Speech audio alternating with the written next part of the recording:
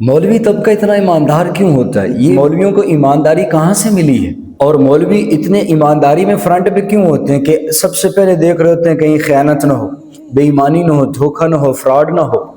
पड़ोसी मुल्क में मौलवियों का हाल देख लो, उन्होंने मुल्क को कहाँ से कहाँ पहुंचा दिया और क्या कुछ वहाँ। सबसे बड़ी बात कि वहाँ शरीयत नाफिज कर ली। अल्लाह के हुक्मों को हुजूर के तरीके के मुताबिक पूरा करना है। यहाँ पर जानी को संसार करना है, चोर के हाथ कटेंगे और जेल में जाएगा फ्रॉड या धोखा, सारी शरीयत लेकर आ।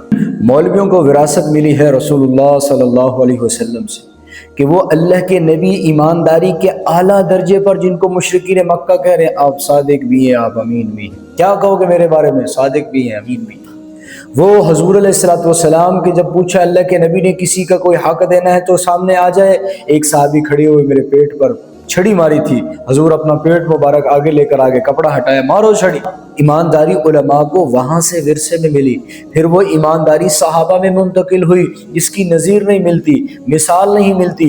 झूठ से, फ्रॉड से, धोखे से अपने लेन देन को, मामलात को पाक कर लिया है और ज़िंदगी को ऐसे बना लिया जैसे कुरान में कहा जा रहा है। ईमानदारी चलती हुई मुंतकिल हुई आइम्मा हजरात के अंदर। इमाम अबू हनीफा रहमतुल्लाह अलैह तिजारत कर रहे हैं, कपड़े के ताजिर हैं, हफ्ते में एक दिन दुकान पर आते हैं। एक औरत, बूढ़ी औरत थान लेकर आती कपड़े का, ए अबू हनीफा मैंने ये बेचना है, अम्मा कितने का देना है? अम्मा ने कहा रेट तुम लगाओ। अम्मा 200, 300, 400, 500।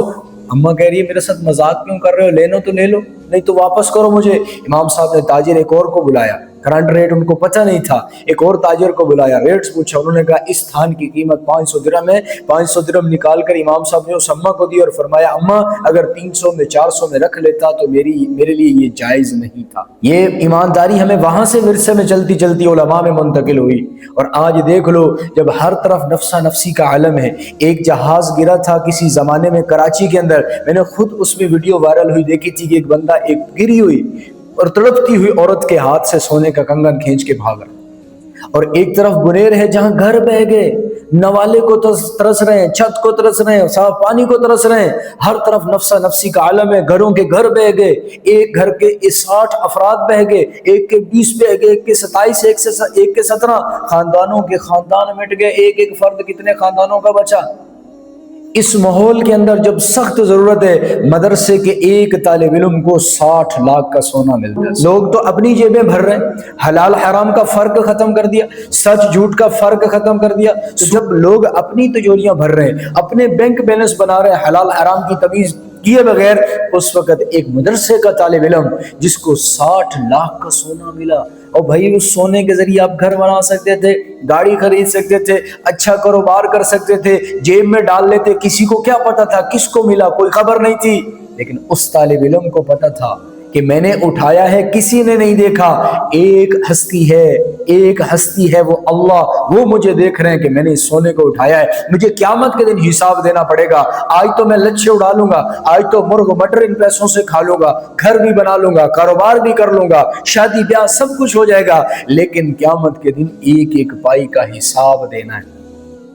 वो दिन जिस दिन के बारे में अल्लाह के नबी अलैहिस्सलाम ने फरमाया कि सींग वाली बकरी ने बगैर सींग वाली बकरी को दुनिया के अंदर मारा होगा, क़यामत वाले दिन बगैर सींग जो बकरी थी उसको सींग दिए जाएंगे और कहा जाएगा बदला लो। जब बदला लेंगे दोबारा उनको मट्टी बना दिया जाएगा। तो इंसान तो बतरीके उला एक दूसरे से हिसाब व किताब लिया जाएगा। एक दूसरे के जो मामलात में आज डंडी मार के बैठे, क़यामत के दिन उनको हक देना है।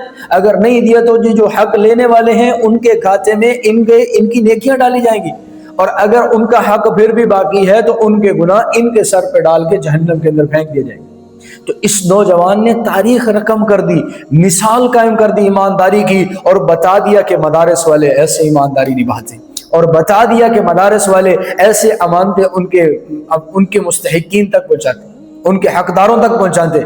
और फिर उनको इनाम दिया जा रहा है, 10,000 मालिक की तरफ से इनाम दिया गया है। और क्या उनका जज्बा है, क्या उनका ईमान है कि उस 10,000 को लेकर भी अपने सिला मुतासरीन भाइयों के लिए फंड जमा किया जा, उसमें जमा करवाना। इससे बड़ी ईमानतदारी और क्या हो सकती है कि 60 लाख का सोना वापस कर दिया, 10,000 इनाम में मिला, वो भी सिला मुतासरीन को जमा करवा दिया, फंड दे दिया।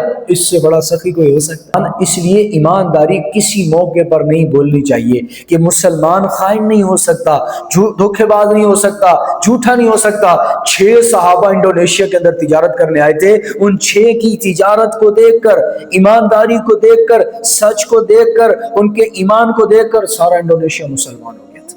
تو اس لیے یہ علماء، یہ طلباء، یہ ہمارا فخر ہے، ہمارے سروں کا تاج ہے، انہی کی وجہ سے تو دین کی بقا ہے۔